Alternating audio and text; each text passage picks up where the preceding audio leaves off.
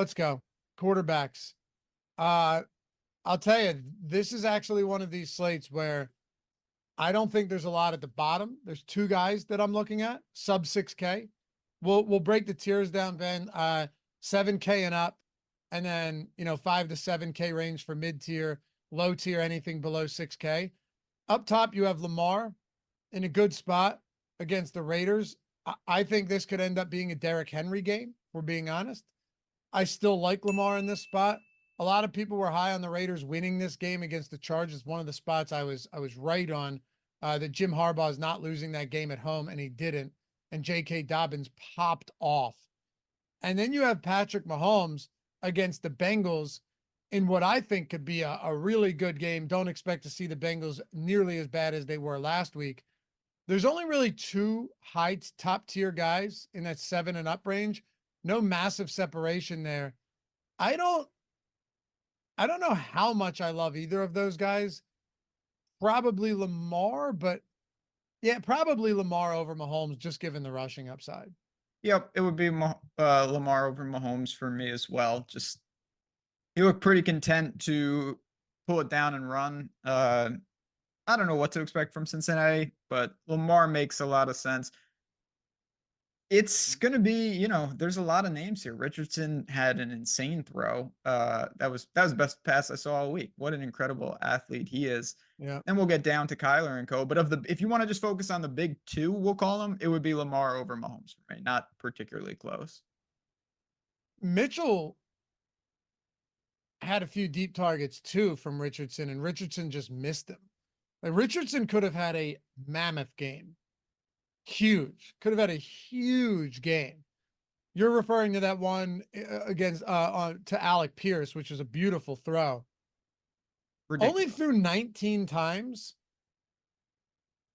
Jonathan Taylor played almost every snap in that game against Houston. 2-point loss. Good game. What do you make of Richardson? What's that? Nothing. Sorry. Go ahead. What do you make of Richardson in this spot where it feels like they might want to limit his passing attempt? I don't think they necessarily want to limit his passing attempts, but will they just be able to limit his passing attempts this week, knowing that Jordan Love in this spot is like I know he's not officially ruled out, but he's not playing. Like there's no way Jordan Love plays in this game. So it's Malik Willis over Sean Clifford, assuming Love is out, and I am assuming he's out. I mean, I just don't know if I'm completely convinced, because first of all, I don't have any faith in Malik Willis. I don't think Malik Willis is very good at all. So do we see kind of limited passing volume from Richardson again? It's definitely possible. So you could take it, I think, a couple different directions. One, he was pretty damn good last week. Yeah. And he only threw 19. It can't get much worse. You're not going to go lower than that. So you say, okay, if he gives me another 20 to 25 at 6.8, I'll take the game from last week. Now, he did have 6 carries for 56 yards and a touchdown. That's what did it. Let's say he throws 30 times. Now we're getting into serious volume. So I get it. My biggest problem for him as we work down a little is I really like Kyler. That's going to be a popular spot, but it should be, in my opinion. How good is Kyler at keeping plays alive, man? I saw him do it so many times last week. He made a couple mistakes. He had Marvin Harrison Jr. wide open on one late in that game, turned it over on downs. There were a few spots where, and for what it's worth, Kyler Murray only threw for 162 yards. On paper, it's not going to look good at all, but he really did keep a lot of plays alive. Now you go up against this Rams team that doesn't have that same pressure on the defensive line. That's, no more Aaron Donald, not a bad secondary. By the way, I think I still like Richardson here. I'm just pointing to the passing volume because I think there will be days where they don't need to pass a lot with Jonathan Taylor. Hopefully Richardson still uses his legs. I assume he will. Green Bay does still have a good defense, should stay close. But you have Richardson, Kyler, Burrow. The 6K range, you would think for a 13-game slate would be better. So walk us through this, because when I look at a Jared Goff, I go, man, I love the shootout potential in this game.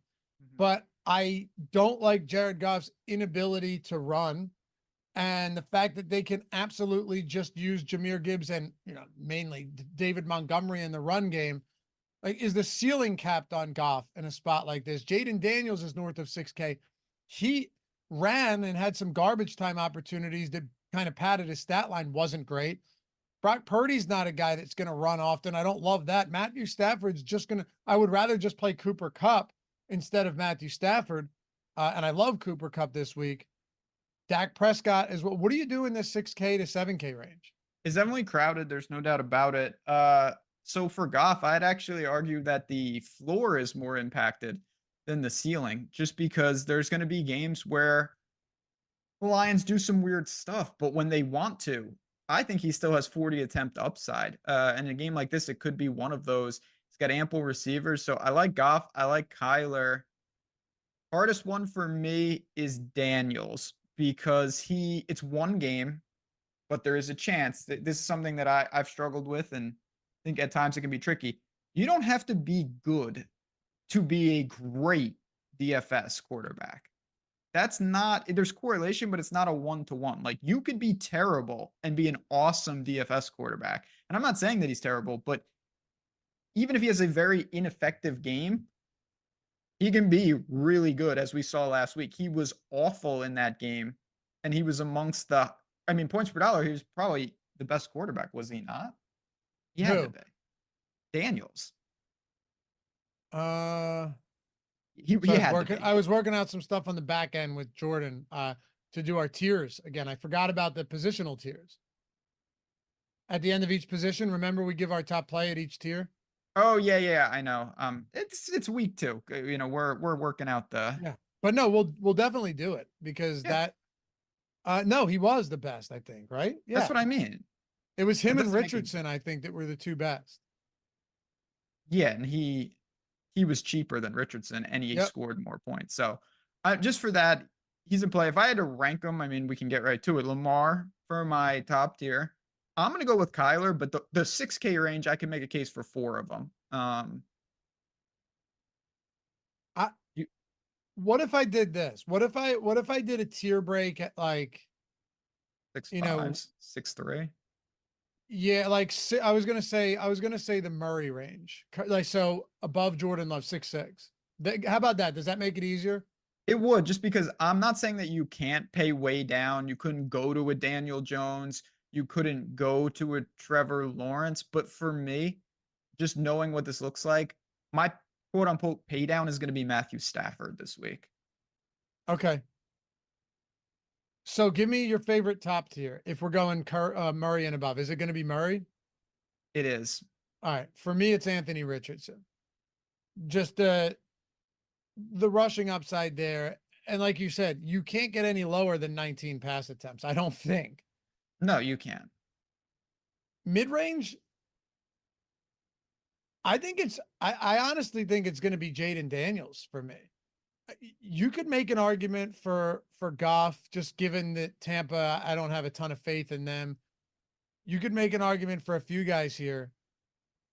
It's going to be Jaden Daniels at 6,200. I think, if as long as he's out there, I don't really care if they win or lose, and I don't care if the production comes in garbage time, but I don't think it will. We saw how bad that Giants secondary was. They are dog shit.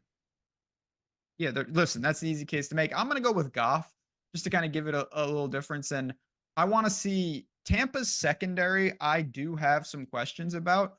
We didn't get those questions answered because of Washington, not because Tampa's secondary is just automatically good now. I'm with you. And hey, Mello Bella said, wow, neither of you picked Lamar. Here's the only reason I didn't pick Lamar. I would assume that you and I are going to be on identical pages here. Lamar's awesome. Okay. And last week, 122 rushing yards. He was the number 1 quarterback, by the way, but not on the main slate.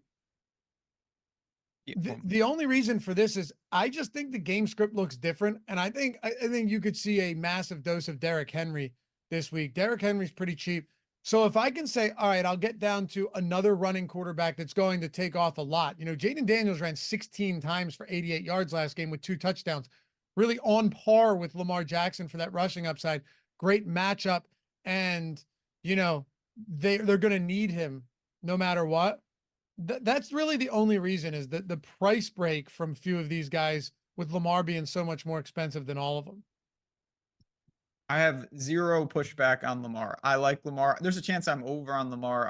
I'm definitely using him. Uh, the difference though to me, just right off the bat between the two, the Ravens are 8.5 to 9.5 point favorite at home. Mm-hmm. That's not good for Lamar's rushing upside. That's bad. Exactly. That's very Exactly. bad. It's great for Washington isn't a Derrick Henry's competitor. rushing upside. Dude, that kills Lamar. Um, Washington is never going to be. You don't have to worry about them being decisive favorites ever. So that to me is a tougher ask. Yep. And no, Mello, no one's saying 90 yards rushing and 2 touchdowns can be banked on at all. No. I think what we're saying at that price, when you have that ability, that can be banked on, just the overall ability to get it done. I hate the sub 6K range, Ben. I have 2 players. That's it. I have 2 guys. If you'd like to guess who they are, I'm happy to listen. Sub 6K? Sub 6K, I only have 2 players. Jones. Mm-hmm. And Baker. Yep. Yeah. Yeah. I get it. I throw in Trevor Lawrence for me, but against Cleveland. yeah, Cleveland. They didn't look exactly like a juggernaut. Nah, I mean, well, to be fair, Dak averaged like 5.5 yards per attempt. Yeah, he didn't have to do anything though, because it was. I'm not gonna ride Trevor Lawrence. They talk about giving a game away. They could have been a goblin of the week. They gave the game away. Yeah, they did. Yeah, they did. Also, Deshaun Watson. I know I said this last week, but that I have zero faith in this guy.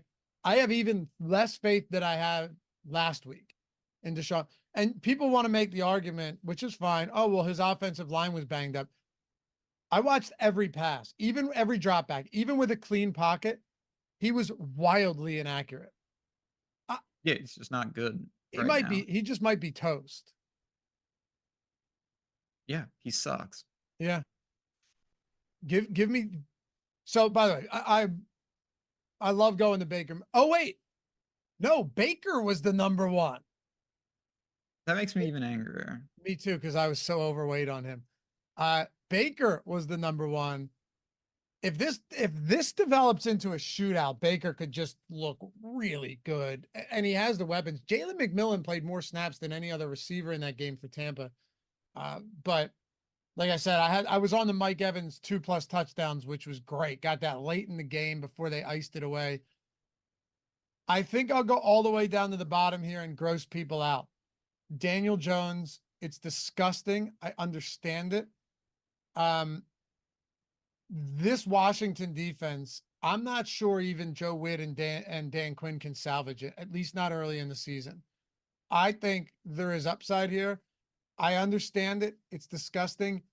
But if everyone is off of Daniel Jones, I'm going to do it. I'm going to have some Danny Jones. Wan'Dale Robinson had 12 targets last week. He's 4,300. Malik Neighbors has 5,900. He's elite already, in my opinion, from that. At that price point, he's just still underpriced. Give me Daniel Jones. I'm going to do it. And Theo Johnson played 86% of snaps at tight end with 4 targets. There are pieces there, as gross as you guys may feel with me saying this. I get it. I totally get it. If I was going to take a complete, long shot, if obviously he would need to start, I'll go with Fields. 14 carries. He was fine. He's always got that slate breaking upside. No one's going to play him at 54 in Denver. It's not the best matchup in the world, but he can coexist there. Those are just, if you're looking to be different though. Pricing is pretty soft. I'm more paying up at quarterback. Yep. Okay. Steven said you can also look at the idea that Daniel Jones can cure the Commanders defense. 100%. But Steven, you've been around here long enough. You know that the way football works is, if you're going to take a shot at it, like we're well aware that Daniel Jones could have a terrible game. And, in all likelihood, he's not great.